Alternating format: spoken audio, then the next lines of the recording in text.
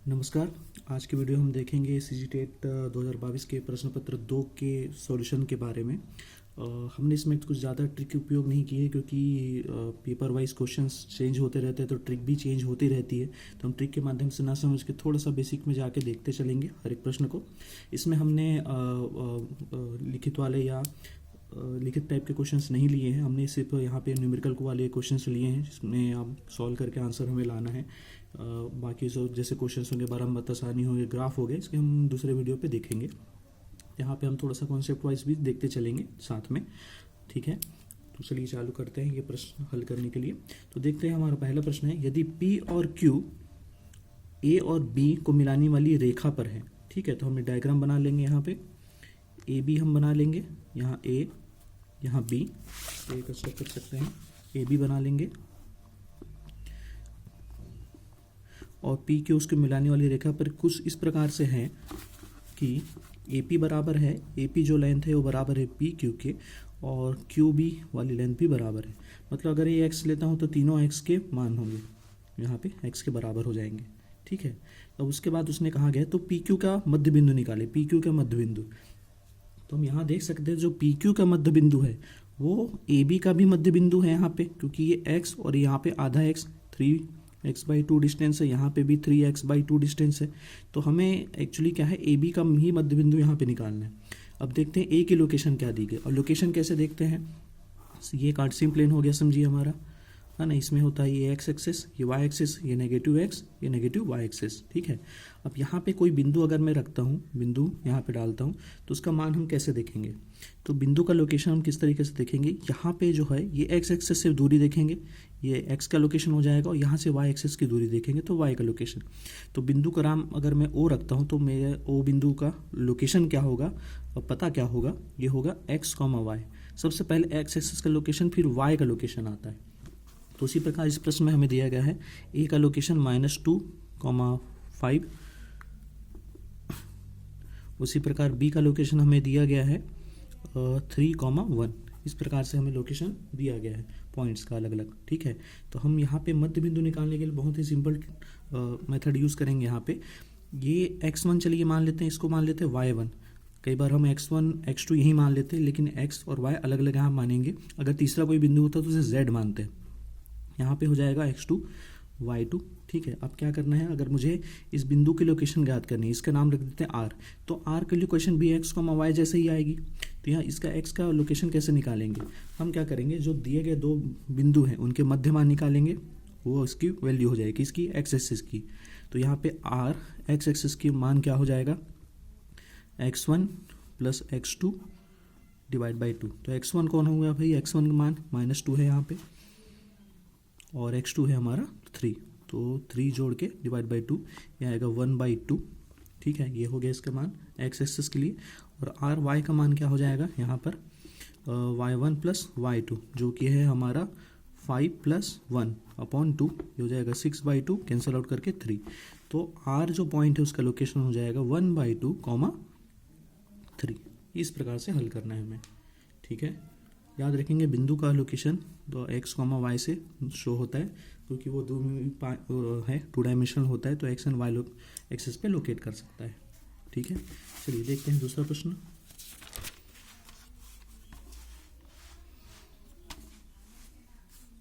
दूसरा प्रश्न हम यहाँ पे देखते हैं, विजिबिलिटी। यहाँ पे दूसरा प्रश्न है हमारा, बोल के भी मैं बताते चलता हूँ। एक त्रिभुज है, ट्रायंगल है ABC, जिसमें A से B तक लंब की लंबाई 15 सेंटीमीटर और BC ऐसे करके त्रिभुज का डायमेंशन दिया है।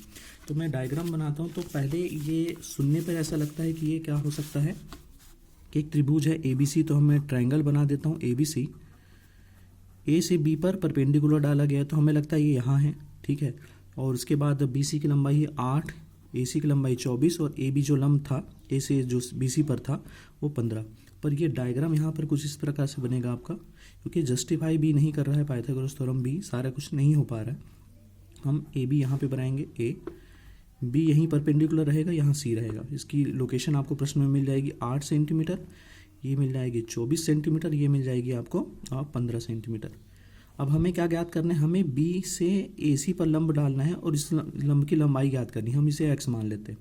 तो हम पाइथागोरस का उपयोग ना करके हम किसका उपयोग करेंगे, यहाँ पर हम एरिया का उपयोग करेंगे। तो हम सबसे पहले इस पूरे ट्रायंगल का एरिया निकाल लेते हैं, ठीक है, जो ज्ञात चीज़ें उनके द्वारा।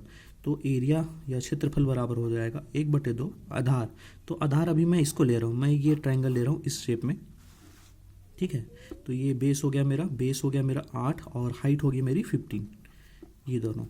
तो हल कर लेते हैं, 2 1 ज़ा 2 4 ज़ा 15 चौक 60, 60 आएगा। तो एरिया मेरा 60 आ गया। अब इसी एरिया को वापस यूज़ करता हूँ मैं, लेकिन अभी मेरा जो ट्रायंगल रहेगा वो इस प्रकार से हो जाएगा, ये ट्रायंगल हो जाएगा, है ना, ऐसा। और ये इसे पूरा ले रहा हूँ मैं इस तरीके से। यहाँ मेरा हाइट मैंने चेंज कर रही है, हाइट में चेंज करके एक्स इसको ले रहा हूँ। बेस मेरा सेम 24 रहेगा। तो अभी फिर से लगाते हैं, एरिया बराबर 1/2, बेस में ले रहा हूँ 24, है ना, और हाइट में ले रहा हूँ एक्स, ठीक है। एरिया तो हमें पता है 60 रख देंगे, 2 1 ज़ा 2 12 ज़ा हो गया। तो यहाँ पे क्या बचा, 12x। तो x का मान हो जाएगा 60/12, 60/12 करने से आएगा x का मान 5। तो 5 सेंटीमीटर हमारा आंसर होगा यहाँ पे, ठीक है। चलिए तीसरा प्रश्न देखते हैं। यहाँ पे तीसरा प्रश्न है हमारा, त्रिभुज की भुजाओं, दो भुजाओं की लंबाई 5 और 1.5 मतलब 1.5 सेंटीमीटर है। इसकी तीसरी भुजा की लंबाई निम्न नहीं हो सकती, निम्न में से नहीं हो सकती। तो इसके लिए एक थ्योरी है जो हम चलाते हैं। तो थ्योरी में ये है कि त्रिभुज की किसी भी दो भुजाओं का योग, दो भुजाओं की लंबाई का योग तीसरी भुजा से ज़्यादा होना चाहिए, ज़्यादा या कम से कम उसके बराबर होना चाहिए। ये हमारा नियम है, ठीक है। तो हम क्या करेंगे, किसी भी दो भुजाओं को जोड़कर देखेंगे कि उनका सम कितना आ रहा है, ठीक है। तीसरी भुजा के बराबर आ रहा है या नहीं आ रहा है, हम उस प्रकार से चेक करेंगे। तो हम लेते हैं यहाँ पे छोटे से, जो सबसे छोटा है उसको ले लेते हैं लेंथ। हमें 5 दिया गया है, 1.5, और तीसरा हम लेके देखते हैं 3.4 को, ठीक है। तो अगर मैं इन दोनों को जोड़ता हूँ तो ये 5 के बराबर या तो फिर उससे ज़्यादा आना चाहिए, ठीक है। जैसे तो हम देखते हैं जोड़ के, तो ये आ रहा है हमारा 4.9 आ रहा है। तो जो ये नियम सेटिस्फाई नहीं करता, ठीक है। अगर ये नहीं होगा तो ये हमारा ट्रायंगल कंस्ट्रक्ट ही नहीं हो पाएगा। जैसे कि 3 4 5 ये 3 लंबाइयाँ होती हैं, 3 भुजाओं की लंबाई हम ले सकते हैं ट्रायंगल में। अगर इसमें से किसी एक को मैं कम कर देता हूँ, ठीक है, तो वो ट्रायंगल हमारा कंस्ट्रक्ट नहीं हो पाएगा, ठीक है। तो ये आपका आंसर यहाँ पे 3.4 हो जाएगा। बाकी सभी को भी जोड़ कर देख लेते हैं। अगर 1.5 के साथ में मैं जोड़ता हूँ 3.6, एक 5.1 आ रहा है, 5 से ज़्यादा ही आ रहा है।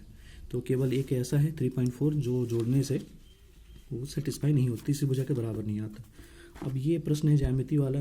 तो ज्यामिति प्रश्न हम थ्योरी थोड़ा कम देखेंगे, हम आंसर लाने का थोड़ा प्रयास करेंगे यहाँ पे। तो देखते हैं यहाँ पे कहाँ, देखने से ये लग रहा है कि यहाँ पे एक लाइन है जिसमें 120 डिग्री दिया गया है, दो भागों में लाइन विभाजित है जिसका सम होता है 180, आपको पता होगा। तो 120 दिया है तो ये कितना होगा, 60 होगा, ठीक है। ये 60 होगा। आप डायग्राम से देख सकते हैं कि ये बराबर नहीं है, ना ये 60 के बराबर नहीं है ना ये कम। तो आप सीधे सीधे इसमें क्या कर सकते हैं, सीधा सीधा आप इसका हाफ ले सकते हैं, ये वाला एंगल। यहाँ पे जब प्रश्न पत्र आपको छपा होगा तो आप कैलकुलेटिव अंदाज में भी इसका आंसर लिख सकते हैं। थ्योरी है इसके लिए, हम इसको बुला के चतुर्भुज बना सकते हैं, चतुर्भुज के हिसाब से भी हम हल कर सकते हैं यहाँ पे। लेकिन आप सीधे सीधे 30 डिग्री लिख सकते हैं यहाँ पे उत्तर, ठीक है। फिर एक प्रश्न देखते हैं नेक्स्ट, ये वाला प्रश्न जिसमें आपको चतुर्भुज है, पैरेललोग्राम बोल सकते हैं, जो दिया हुआ है। तो यहाँ पे एक प्रश्न है, यहाँ पे चारों कोणों में अलग अलग माप लिया गया है यहाँ पे। तो उसके बाद हमें पूछा गया है कि इसका मान क्या होगा, यहाँ पे जो अननोन है। तो देखिए ध्यान से, यहाँ x है, यहाँ y है, यहाँ z - 15 है, यहाँ 2z है, ठीक है। तो इसके उत्तर क्या होंगे, ये ऑप्शंस हैं जो दिए गए हैं, इसमें से हमें उत्तर चुनकर बताना है। तो एक नियम इसमें याद रखेंगे चतुर्भुज में कि दो क्रमागत कोणों का योग 180 डिग्री होता है यहाँ पे हमेशा। और ये भी है कि अपोजिट जो साइडें होती है वो आपस में बराबर। तो यहाँ अगर मैं अपोजिट साइड लूँगा तो एक में y वेरिएबल आएगा, एक में z आएगा, ये हल नहीं हो पाएगा। तो इसलिए मैं इन दोनों को ले रहा हूँ क्योंकि इन दोनों में z वेरिएबल कॉमन है, ठीक है। हाँ कम।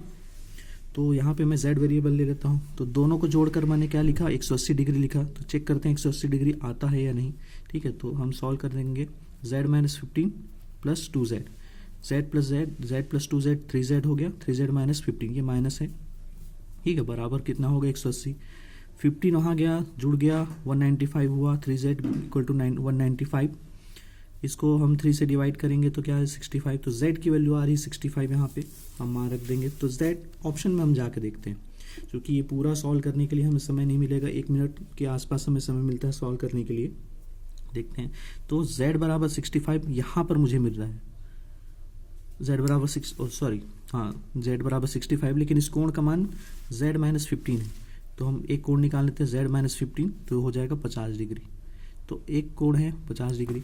और चूंकि आपको यहाँ z का मान पूछा गया है अगर, तो हम ये पिक करेंगे, क्योंकि बाकी सब में अलग ही मान है, 60 है, 50 है, 70 है। अगर किसी और में 65 होता तो हम बाकी वैल्यू निकाल के चेक करते हैं। तो ये आपका इस प्रकार से आंसर हो जाएगा। अगला प्रश्न देखते हैं। यहाँ पे एक प्रश्न है हमारा। ये प्रश्न में दिया गया है कि रेट दिया गया है आपको वार्षिक ब्याज का, है ना। 2 वर्ष बाद साधारण ब्याज एवं चक्रवृद्धि ब्याज का अंतर 200 है। मतलब साधारण ब्याज भी हम लगा रहे हैं, चक्रवृद्धि भी लगा रहे हैं। जब दोनों के ब्याज को हम घटा रहे हैं तो 200 आ रहा है यहाँ पे। तो उस केस में हमें मूलधन ज्ञात करना है। चलिए देखते हैं। तो पहले साधारण ब्याज का फॉर्मूला लगा देंगे जल्दी से। तो ये हो जाएगा हमारा ब्याज, है ना। ब्याज बराबर क्या होगा, PRT अपॉन 100। P नहीं पता तो रहने देंगे, R लिखेंगे, T लिखेंगे और 100 कैंसिल आउट हो जाएगा। 5 2 10 होता है 10, और ये कैंसिल आउट करेंगे तो P/10 आ जाएगा। तो इस प्रकार से पहला ब्याज आ गया। दूसरा हम लगा देंगे यहाँ पे चक्रवृद्धि का फॉर्मूला। तो चक्रवृद्धि का फॉर्मूला देख लेते हैं कैसे लगाएंगे। थोड़ा डीप है, बट कैलकुलेशन करने से हम ला सकते हैं इसे। करते हैं, देखिए यहाँ चक्रवृद्धि में हमें अमाउंट मिलता है, प्रिंसिपल और सारा कुछ जुड़ा रहता है इसमें। तो हमें ब्याज निकालने के लिए क्या करना पड़ेगा, तो एक तो ये फॉर्मूला लगाएंगे P1 plus R upon 100 power T, minus कर देंगे इसमें से वापस से प्रिंसिपल को, तो हमारा ब्याज निकल जाएगा। चलिए वैल्यू रखते हैं P1 प्लस रेट है मेरा 5% बटे 100 की पावर घात में आ जाएगा 2 माइनस P। 5 एकम 5 20, 20 एकम 20 धनिक 21, तो यहाँ आ जाएगा P 21 अपॉन 20 की पावर 2 माइनस P। अब देखिए यहाँ 2 टर्म है, फर्स्ट टर्म है, सेकंड टर्म है। ठीक है, तो यहाँ पे से P कॉमन निकाल लेते हैं। ये अंदर आ जाएगा फिर 21 का स्क्वायर अपॉन 20 का स्क्वायर माइनस, क्योंकि P यहाँ से निकल गया, P वापस रखेंगे तो P1 से P आ जाएगा। ओपन कर लेते हैं इसको। 21 का स्क्वायर कर लेंगे आप तो 441, 20 का स्क्वायर कर लेंगे तो 400 माइनस 1। अब यहाँ पे क्या करेंगे, इसको हल करेंगे तो 400 एकम 400 माइनस ये हो जाएगा हल। इस प्रकार से बचेगा हमारा P 41 बटे 400। ठीक है, ये हो गया हमारा ब्याज नंबर 2। अब इन दोनों का अंतर उसने बताया है कि दोनों का अंतर कितना होना चाहिए, दोनों का अंतर होना चाहिए कितना, 200 रुपये बता रहा है। तो हम इसे हल करते हैं। पहला वाला ब्याज जो था हमारा P/10 और दूसरा था P 41 अपॉन 400। इन दोनों का अंतर आएगा, इन दोनों का अंतर है हमारा 200। चलिए हल करते हैं। P दोनों में से कॉमन ले लेते हैं फिर से। अंदर क्या बचेगा 1/10 minus 14 upon 400 is equal to 200। हल करते हैं, एलसीएम लेके आप हल कर सकते हैं। हम कैसे हल करेंगे, हम देखेंगे कि दोनों एक दूसरे के टेबल में आ रहे हैं, तो जो कॉमन है हटा देंगे 0 0, तो 40 ऊपर जाएगा, यहाँ 10 का सिम 1 जाएगा ऊपर, तो ये 40 जाएगा ऊपर, ये हो जाएगा 40 माइनस 41 अपॉन 400। ठीक है, ये हो जाएगा P।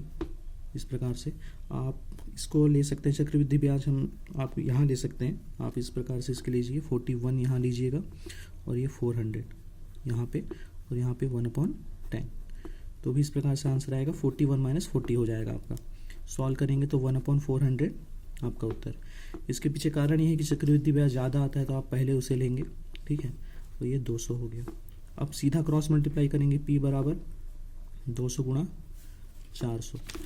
सिंपली है, जितने शून्य हैं हम जोड़ लेंगे। कितने शून्य हैं, 4 शून्य हैं, 1 2 3 4 लगा लिए। उसके बाद सीधा नंबर को मल्टीप्लाई, 4 2 8, 80,000 हमारा उत्तर है। ठीक, और उसके बाद देखते हैं अगला प्रश्न। क्रय मूल्य ज्ञात करना है हमें इसमें, जिसमें 5% लाभ तथा 5% हानि बेचने से उसका विक्रय मूल्य, उसके विक्रय मूल्य में अंतर हो जाता है 60 रुपये। तो प्रश्न इस प्रकार से है कि किसी एक सामान को मैं 5% लाभ में बेचता हूँ, फिर 5% हानि में भी उसे बेचता हूँ, तो दोनों के बीच जो अंतर है विक्रय मूल्य में, है ना, वो कितना हो जाता है मेरा 60 रुपये हो जाता है। तो उसके बाद मुझे क्रय मूल्य निकालना है। तो सीधा सा एक गणित निकालते हैं। विक्रय मूल्य क्या हो जाएगा हमारा, क्रय मूल्य, और लाभ के साथ अगर बेच रहा हूँ तो मैं क्रय मूल्य का कितना, क्रय मूल्य धन क्रय मूल्य का 5%। ठीक है, ये हो जाएगा। वही जब इसमें हम बेच रहे हैं किसमें, 5% हानि में, तो मेरा विक्रय मूल्य क्या हो जाएगा, क्रय मूल्य माइनस क्रय मूल्य का 5%। ये घटाऊंगा इस समय पे, यहाँ पे जोड़ रहा हूँ, घटाऊंगा। तो इसको हल करते हैं। v बराबर हो जाएगा k प्लस 5% मतलब प्रतिशत का मतलब है पर 100, तो ये k अपॉन 100 हो जाएगा और ये 5। ठीक है, 5 1 जा 5, 20 जा, तो ये हो जाएगा k प्लस 1 अपॉन 20 k। ठीक है, उसी प्रकार से यहाँ क्या हो जाएगा, सिमिलरली आप सॉल्व करेंगे तो मिल जाएगा आपको k माइनस 1 अपॉन वापस से 20। ठीक है, ये यहाँ माइनस रहेगा, यहाँ प्लस रहेगा। इसको हल करेंगे तो 21 से 20 प्लस 1 21 k अपॉन 20 आएगा, और यहाँ पे माइनस होने के कारण 19 k अपॉन 20। तो इन दोनों का जो अंतर है वो 60 रुपये आ रहा है हमारे प्रश्न के मुताबिक। तो हम दोनों को घटा देंगे, 21 k upon 20 minus 19 k upon 20 बराबर 60 रुपये। अब इसे हल करते हैं। डिनोमिनेटर जो हर है हमारा सेम है, तो एक बार लिखेंगे, अंश में हो जाएगा 21 k माइनस 19 k बराबर 60। ठीक है, हल करेंगे तो 2k अपॉन 20 बराबर 60, 2 1 जा 2 टाइम्स जा k अपॉन 10 बराबर 60। तो इस हिसाब से k हो जाएगा हमारा 60 गुणा 10 600 रुपये। क्रय मूल्य हमारा 600 रुपये। ठीक है, अगर इसी प्रकार के प्रश्न में आंकड़े अंतर होके या दूसरे होके आते हैं तो आप हल इसी माध्यम से कर सकते हैं। क्रय मूल्य अगर जरूरी नहीं है 5% बढ़ाए, 5-10 जितना भी प्रतिशत बढ़ाए, हम यहाँ पे कम ज़्यादा कर सकते हैं। और ये इसलिए है क्योंकि इससे रिलेटेड क्वेश्चंस भी आते हैं अंश और हर वाले हल करने के लिए। ठीक है, ये है एक प्रश्न यहाँ पे थोड़ा विवादित प्रश्न था भी ये वाला, कि एक व्यक्ति संपत्ति को 3:4:6 में बांटता है और जो शेष बचता है उसको 8:1 में बांटता है। ठीक है, तो इसके लिए हल करने के बहुत सारे तरीके हैं। एक सिंपल यहाँ पे हल करने का तरीका देखते हैं। क्योंकि हिस्सेदार इसके 4 है तो हम इसमें अनुपात बनाएंगे 4, 1 2 3 4। 4 में चौथे अनुपात में हम क्या करेंगे, दोनों को जोड़ देंगे, क्योंकि अनुपात में सम ही आता है। 8 और 1 9, 9 यहाँ जुड़ गया, तो इस प्रकार से बट रहा है। लेकिन चूंकि हमें पता है इस क्वेश्चन में दिया गया है, ये प्रश्न कुछ इस प्रकार से है कि 3 हिस्सेदार ऐसे हैं कि एक को 3 अनुपात, एक को 4, एक को 5 अनुपात मिल रहा है, और चौथे को टोटल 8 और 1 9 जोड़ के, और 1 अनुपात का मान है, मतलब उसको जो मिल रहा है पति को वो 1 लाख है। 1%, देखिए गौर कीजिए, 1 अनुपात ही 1 लाख बोला जा रहा है। तो अगर 1 अनुपात का मान 1 लाख है तो 9 का हो जाएगा 9 लाख। उसी प्रकार से जब सारे अनुपात को हम जोड़ेंगे तो ये आ जा रहा है 23, तो 23 लाख। जो ऑप्शन में नहीं है तो देख सकते हैं 23 लाख इसका ऑप्शन आंसर है। नेक्स्ट क्वेश्चन में चलते हैं। एक गांव की जनसंख्या पे, एक गांव की जनसंख्या 7,960 है, जिसमें 4,660 महिलाएं हैं। ये प्रश्न भी थोड़ा सा विवाद, आप पढ़ेंगे तो थोड़ा सा डिफरेंस लग सकता है, तो ये मैं अपने हिसाब से बताता हूँ इसको करके।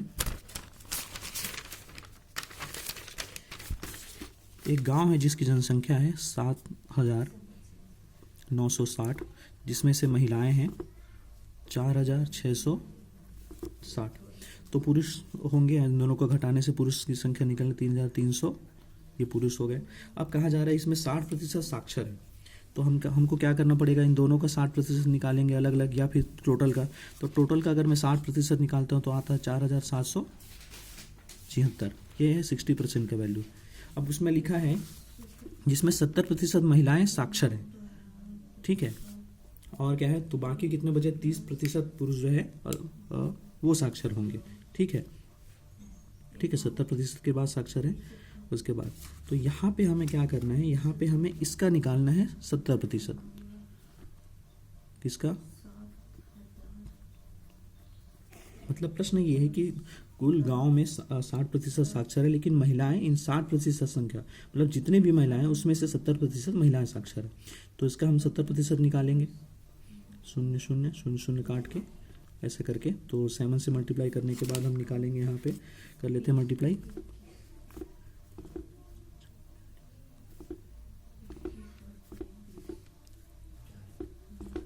इतना आया, ठीक है, इतने महिलाएं साक्षर है।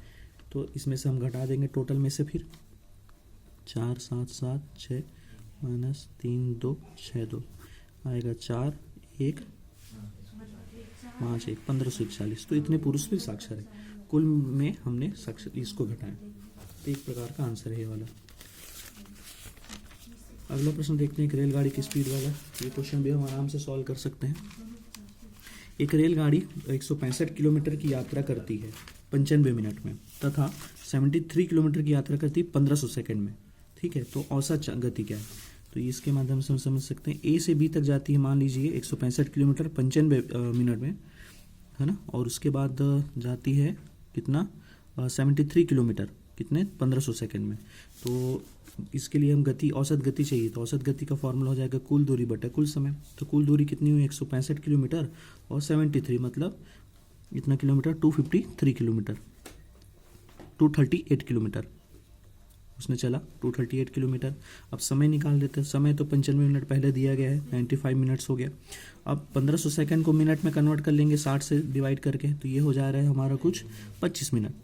तो 95 25 120 मिनट, 120 मिनट को मैं अगर आवर्स में कन्वर्ट करूँ घंटे में, तो ये हो जाएगा 2 घंटा। मतलब कुल दूरी जो है वो 238 किलोमीटर है और कुल समय जो है 2 घंटा। हम दोनों को डिवाइड कर देंगे, will get our answer 119 kilometre per hour. Simple है, फॉर्मूला आपको याद रखना है, कुल दूरी बटा कुल समय। अब ये वाला क्वेश्चन है एक घातांक वाला। तो घातांक में देखिए क्या कर सकते हैं हम। हमारा प्रश्न है 27 की घात m बराबर 81 की घात n। हम इसको बेस नंबर की घात में चेंज करते हैं। तो मैं 27 को लिखने वाला हूँ 3 की घात 3 m बराबर 81 को हम लिख सकते हैं 3 की घात 4 m। कैसे? यहाँ से हम निकाल सकते हैं फैक्टर्स इसके। तो ये 3 बार में जा रहा है तो 27 हो जाएगा, हम 3 की घात 3, वैसे 81 हो जाएगा 3 की घात 4। हमने ऐसे लिख दिया इसे। आप क्या करेंगे, अब सॉल्व करेंगे, इक्वेट करेंगे पावर को। तो पावर क्या होती है, मल्टीप्लाई हो जाती है 3m यहाँ और यहाँ 4m। इक्वेट करेंगे तो क्या आ जाएगा यहाँ पे 3m बराबर 4n। तो यहाँ से हम निकाल लेंगे फिर m की वैल्यू। तो m बराबर हो जाएगा 4n/3। ये हो गई m की वैल्यू।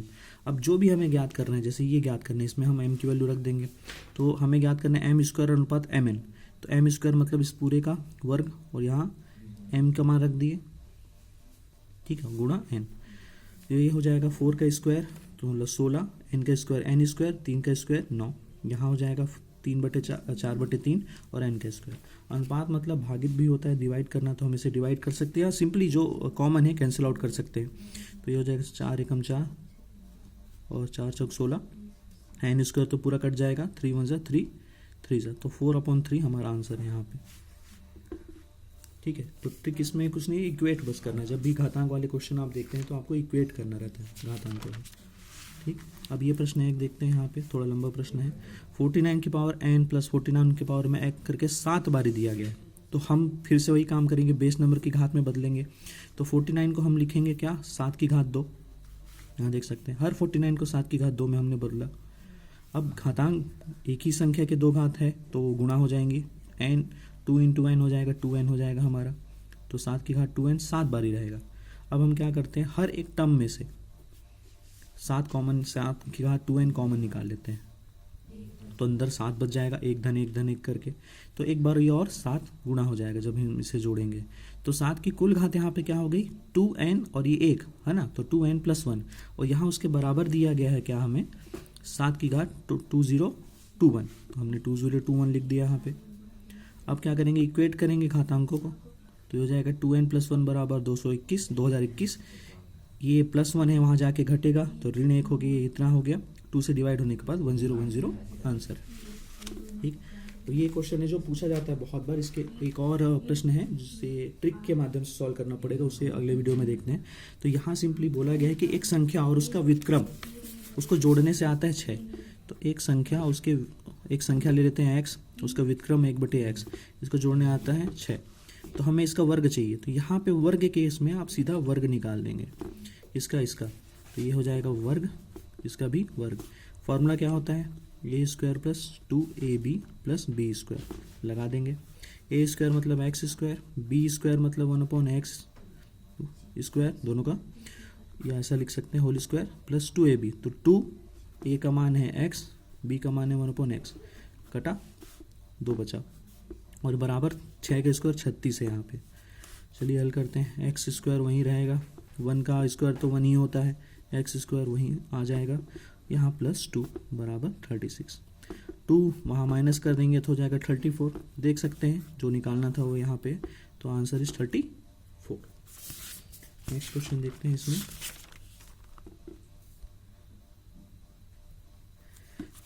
यहाँ एक प्रश्न है, 2 क्रमागत पदों में समान अंतर के 6 पद वाले श्रेणी का अंतिम पद, मतलब 6 पद हैं यहाँ पे कुल मिला के, 1 2 3 4 5 6 पद हैं, और उसके बाद बोल रहा है अंतिम पद प्रथम का 6 गुना है। तो ये वैसे ही सूट कर रहा है आपके आंसर को, ठीक है। आप चाहें तो यहाँ 2 ले सकते हैं, 2 4 6 8 10 12, है ना, या 3, ऐसे करके भी कहीं से भी आप चालू कर सकते हैं। संख्या हमने इसलिए ली क्योंकि यहाँ पे दिए नहीं है, तो यहाँ पे हो गया। तो चौथा पद ज्ञात करें, सिंपली आप आंसर 4 पे टिक लगा लेंगे, ठीक है। अब यहाँ पे है एक 3 मीटर ऊंचे पोल, 3 मीटर ऊंचे पोल के सिर पर बैठा एक मयूर पोल से 3 गुना दूरी पर। तो देखिए डायग्राम वाइज समझते हैं, एक पोल है जो 3 मीटर लंबा है, यहाँ पे एक मयूर बैठा है, वो इससे 3 गुना दूरी पर, पोल से 3 गुना दूरी मतलब 9 मीटर पे एक सांप है, उसे देख रहा है और खाने के लिए दौड़ रहा है, लेकिन दोनों अभी गति में है। तो सांप चल रहा है पोल की ओर और ये चल रहा है सांप की ओर।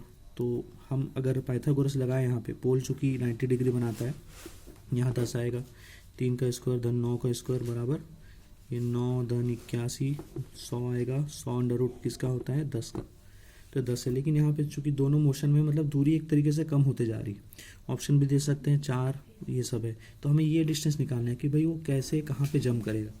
तो हम क्या करेंगे, बारी बारी यहाँ पे संख्या कम लेके चलेंगे और देखते हैं क्या उत्तर आ सकता है। तो चलिए देखते हैं यहाँ पे सिंपल फेवरेट आपका आंसर कौन सा लग सकता है, यहाँ पे 3 8 4 या 5। 8 बस कम, देखिए समान वेग में चल रहा है, तो अगर ये 10 मीटर चलेगा तो ये भी 10 मीटर आगे जाएगा, और उसके पास तो 9 है तो ये आगे निकल जाएगा। तो हम थोड़ी सी कम संख्या लेते हैं, ठीक है। तो ये हम लेके देखते हैं, 4 यहाँ पे लेके दे सकते हैं, 3 लेके देते हैं, तो 3 3 है, तो 3 का स्क्वायर धन 3 का स्क्वायर, ये 9 धन 9 18, किसी का वर्ग नहीं है। 4 लेकर देखते हैं, तो 3 का स्क्वायर धन 4 का स्क्वायर, 9 धन 16 25, ये होता है 5 का स्क्वायर। तो ये हम ले सकते हैं, तो यहाँ पे हम 4 सेलेक्ट करेंगे उत्तर के रूप में, मतलब जोड़ी जमा के आपको देखते हैं, ठीक है। अब ये नेक्स्ट प्रश्न है हमारा, 2 समरूप त्रिभुज की भुजाओं का अनुपात 4:9 है। तो भुजाएं 2 त्रिभुज है हमारे पास में, जिनकी भुजाओं का अनुपात 9, मतलब अगर ये 4 होगा तो ये 9 होगा, ठीक है। तो उसका क्षेत्रफल का अनुपात ज्ञात करना है, तो हम सीधा क्षेत्रफल का फॉर्मूला लगा लेते हैं। पहले का क्षेत्रफल दूसरे का पहले का क्षेत्रफल हर बार ये 4 के गुणा में ही होगा, तो आधार गुणा वो लगाएंगे, क्या बोलते हैं, आधार गुणा हाइट, ऊंचाई लगाएंगे। तो ये हो जाएगा, मान लेते हैं आधार है x और ऊंचाई है y, ठीक है।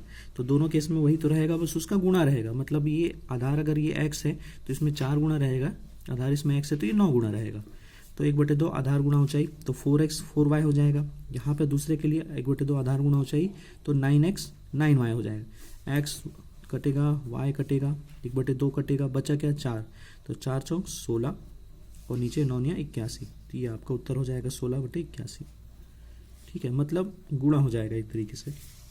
एक है प्रश्न, यदि आयत की लंबाई में 20% की वृद्धि होती है और चौड़ाई में 20% की कमी होती है, ठीक है, तो उसे किस प्रकार से हल करेंगे। तो आयत है, तो आयत का प्रश्न हम किस प्रकार से हल मान लेते हैं, मतलब ये आयत है, लंबाई को अगर मैं 20% बढ़ा रहा हूँ तो चौड़ाई 20% कम हो जा रही, तो इस केस में कैसे हल करेंगे। तो मान लेते हैं लंबाई है कि x, तो 20% बढ़ाने का मतलब हो जाएगा कितना करना इसे, x धन x का 20%, तो x का 20%। ध्यान रखिए प्रतिशत हम कैसे सॉल्व करेंगे, जैसे हमें 5 का 20% निकालना है। तो का मतलब आप गुणा समझिए, 20 का 20 लिखिए, प्रतिशत मतलब प्रति 100। इस प्रकार से हम हल कर सकते हैं। हमने हल किया 20 एक्स का 20%, 20 गुणा एक्स बटे 100, कैंसिल आउट किया, ये भी 1/5 में आया। हल किया तो 6/5 आया, 5 एकम 5 और 1 6, 6/5 इसमें उत्तर आया। ठीक है, तो 6/5 हो गया। ठीक है, चौड़ा इसकी न्यू वाली लंबाई जो है, उसी प्रकार चौड़ाई क्या हो जाएगी, घट के यहाँ पे घटेगा, तो यहाँ हम y ले रहे हैं चौड़ाई को, तो हो जाएगा 4y/5। ठीक है, तो लंबाई चौड़ाई मिल गई। अब इसका एरिया निकाल लेते हैं, क्षेत्रफल। दोनों को गुणा कर देंगे, क्या आएगा, नीचे 25 ऊपर। अब चूंकि प्रतिशत में निकालना है तो हम इसके नीचे 25 को 100 बनाएंगे, कैसे, 4 से गुणा करके, ये हो जाएगा 100, 96/100। यहाँ आप देख सकते हैं 4% की कमी दिख रही है, 4 की कमी दिख रही है। तो ये सीधा उत्तर आपका हो जाएगा कि अगर किसी आयत की लंबाई में 4% की वृद्धि करते हैं, 20% की, और 20% की कमी उसकी चौड़ाई में करते हैं, तो उत्तर जो आएगा क्षेत्रफल वो 4% कमी में रहेगा। ठीक है, ये प्रश्न है, ट्रिकी क्वेश्चन है। अब प्रत्येक 12 सेंटीमीटर भुजा वाले 2 घन बराबर से जोड़ दिए जाते हैं। तो देखिए, एक घन हमने लिया है, 2 घन लिए हैं 12 सेंटीमीटर वाले, उसको जोड़ दिए हैं, तो परिणामी जो बनेगा वो घनाभ बनेगा, क्यूबॉइड बनेगा। तो किस क्यूबॉइड की लेंथ हो जाएगी 12 12 24, है ना, चौड़ाई तो वही रहेगी और हाइट रहेगी 12 आपकी। ठीक है, अब क्या बोला जा रहा है कि उसके बाद करने से परिणामी घनाभ का क्षेत्रफल निकालिए।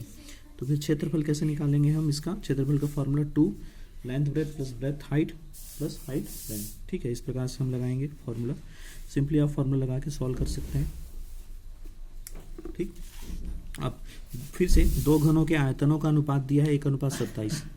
तो आयतन का अनुपात, तो मान लेते हैं पहले का आयतन है V1, दूसरे का आयतन है V2, उन दोनों का अनुपात, और उसका फॉर्मूला होगा A3/A2, उसका अनुपात है 1:27।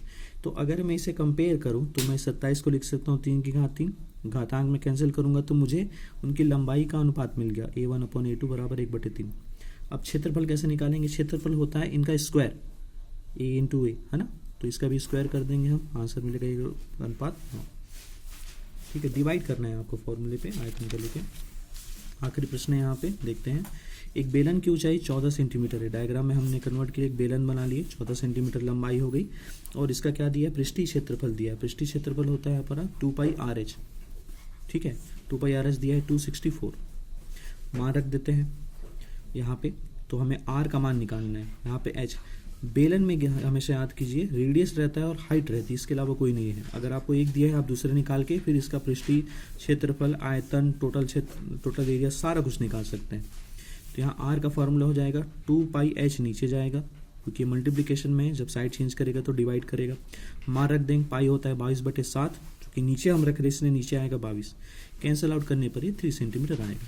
कैसे करेंगे कैंसिल आउट, ये 2, ये 1 टाइम में, 11 से ये जाएगा 2 बार में, ये 11 से जाएगा 22, 2 बार में 4 बचेगा 44, 4 बार में, फिर 2 से ये 12 बार में, फिर 2 से ये 6 बार में, इस प्रकार से कटेगा, और एक बार फिर 2 से ये 3 बार में, तो रेडियस आएगा 3।